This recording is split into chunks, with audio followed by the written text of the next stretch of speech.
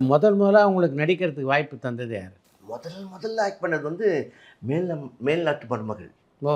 அதில் வந்து எங்கள் அப்பாவும் நானும் வந்து அது ஆர்கெஸ்ட்ரா வாசிக்கிற மாதிரி போவோம். ஏபி நாராயணன். அது high wonderful beautiful come on my dear ஒரு சாங் ஒன்று இருக்கும். அது கமல் சார் ஆக்ட் பண்ணுவார். அப்போ தான் பார்த்தேன், ஆஹா இதில் இவ்வளோ அவுட்புட்டு இவ்வளோ விஷயம் இருக்குது. அது ஆக்டிங்கில் இருக்க நான் ஆக்ட் பண்ணுறாரு பார்த்து நம்ம ஆக்ட் பண்ணலாமேன்னு ஐடியா வந்தது.